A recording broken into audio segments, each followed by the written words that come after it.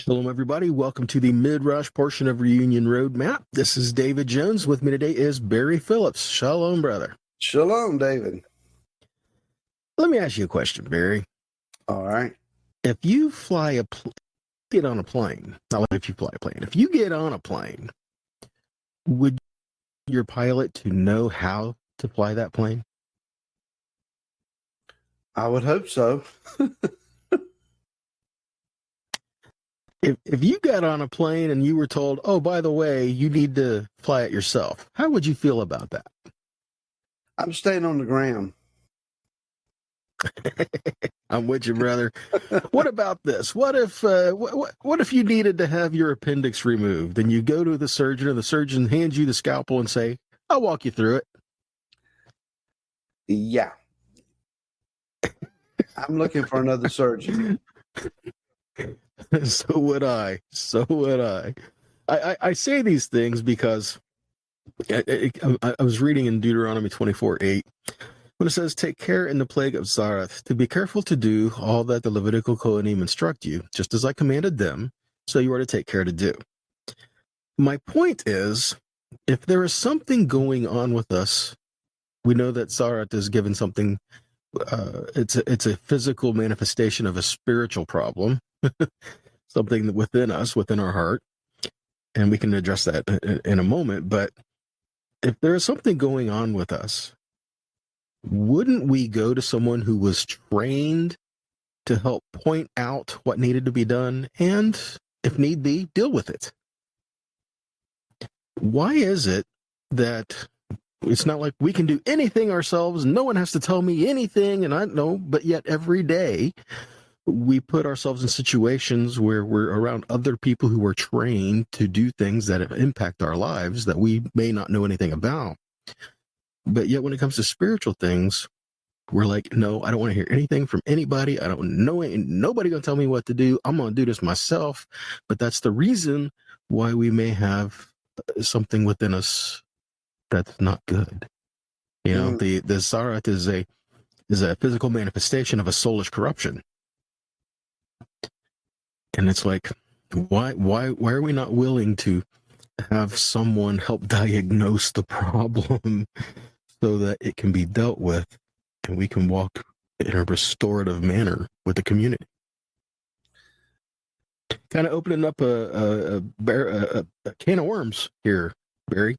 But what do you think about that? Well, just knowing how people are, we don't, people tend to think, I don't want someone up in all of my business.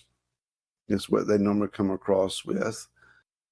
To come to somebody and ask for help in that manner, it means that you have to recognize that you do indeed have a problem, and it actually does need diagnoses, and it does need some kind of outside evaluation and help.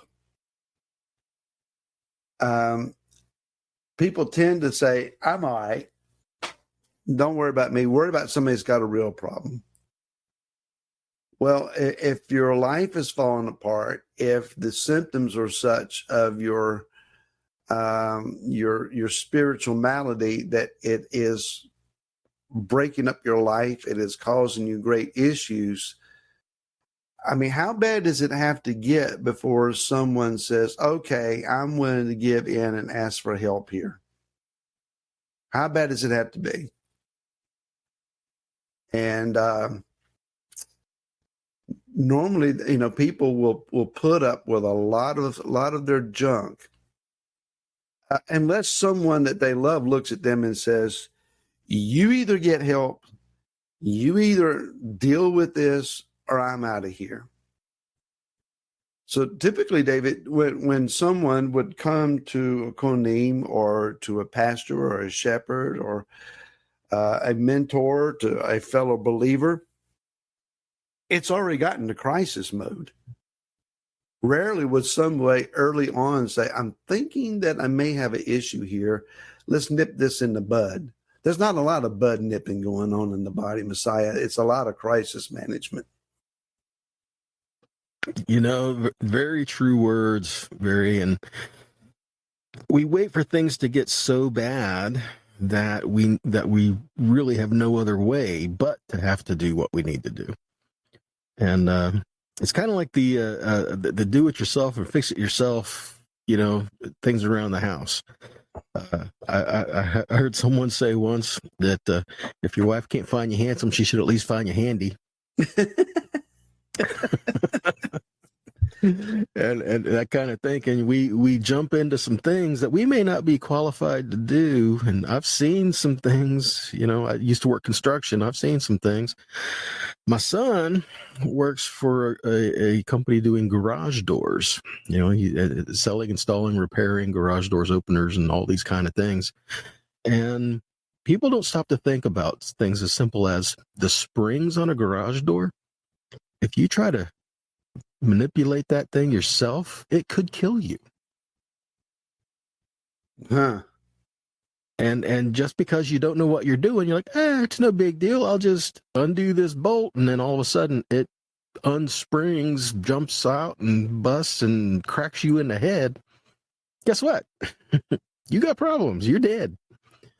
Garage door falling on people because they're trying to do, and those things weigh a lot. Couple 100 pounds. When we try to do stuff ourselves without realizing the extent of what we're getting into, all of a sudden we have this huge problem, and now we're like, now what do I do? Wouldn't it have been better to seek out some wisdom beforehand and to say, yep, I need a professional? Kind of like David when he wanted to bring the ark back to Jerusalem. Was that good intentions? Absolutely. Where did the ark belong?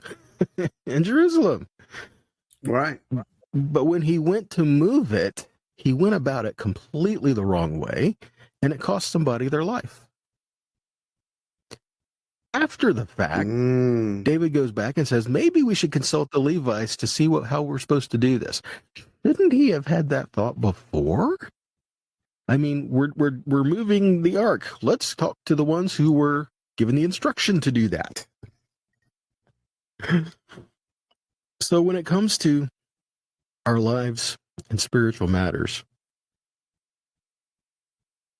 we really should be able to be in a position where we can help each other out. The problem is not everybody has your best interest in mind, and I think that's could be one reason why many people don't go to others. They don't want to feel manipulated.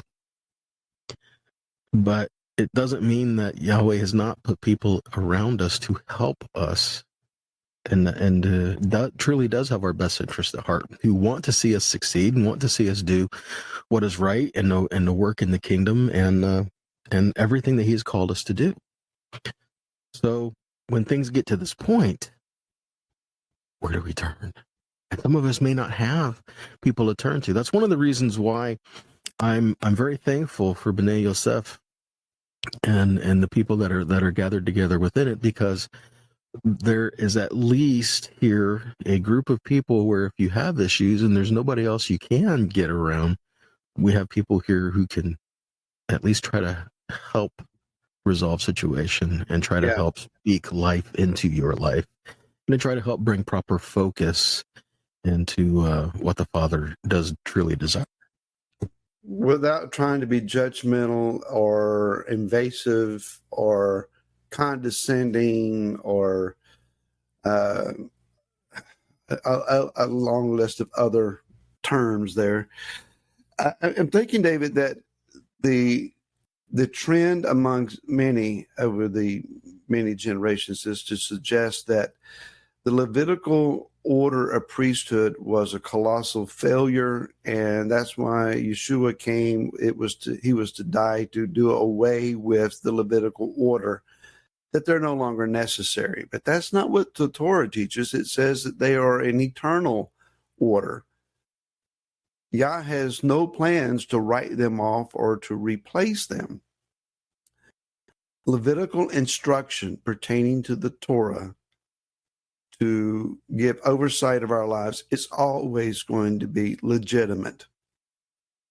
And, we have been raised to believe, well, no one should be that detailed and that legalistic to tell me what to do. I'm not into legalism. It's not legalism. It's instruction.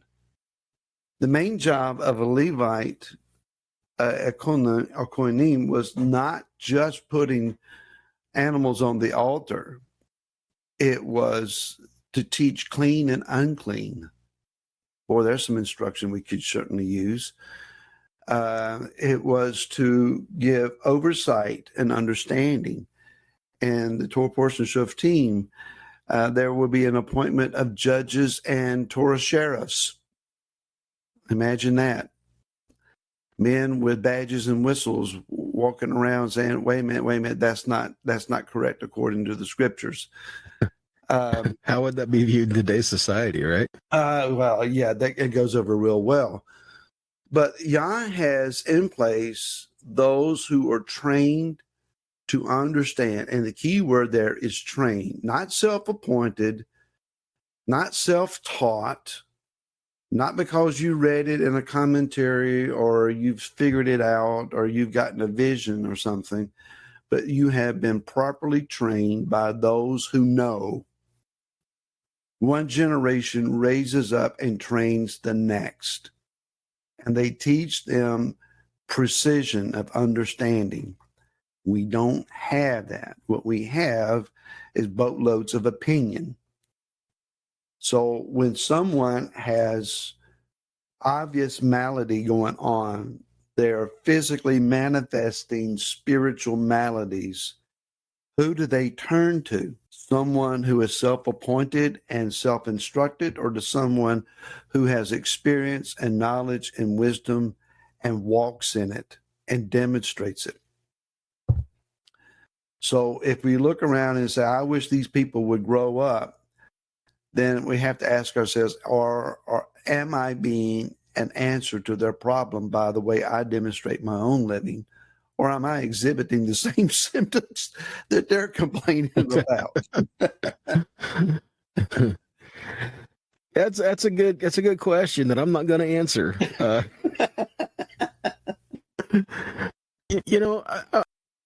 How many people have had a testimony similar to this? You're at work, people don't like you because of your belief in the way you think. But when they have a problem, who do they go to? They come to you. Why? Because even though they mock you, they make fun of you, they do all this stuff, they know that you've got something they don't. They know that you've got a connection with the Father that they don't have. That he has imparted to you a degree of wisdom, knowledge, and understanding by his Ruach that they don't have. Mm-hmm. And so the world is searching for truly, I mean, if you consider and think about it, as much as the world pushes against it, the world wants justice. The world wants that. The problem is our definition of justice. Do we want justice our way or Yahweh's way? And that's where it comes into stuff like this. Where do we seek justice? Well, you mentioned Shoftim, by those who are trained in how to handle and learn the differences, to know what righteousness is, to know what justice is. Is it interesting that the word, justice, tzedek, also means righteous, which also means charity. When we're truly doing what Yahweh says, we're doing good to one another, and he considers that justice, righteousness, good things. So we want people who are trained in how to handle these operating in our life, but we're not willing to submit ourselves to it. And I think at that, it just kind of goes along with pride. Pride is at the root of pretty much every sin, isn't it? Just about everything. Yes. So may he deal with that in all of our lives. Because as you mentioned in just one of our talks recently, I don't think it was recorded, Barry, you mentioned the importance of being humble in restoration. Yeah, considering yourself, lest you also be tempted. Yeah. Well, I think that about does it for our time today, guys. So we'd love to hear your questions, comments, thoughts, and send them to us at reunionroadmap@bnayosefna.org. Until next time, blessings and shalom. Shalom.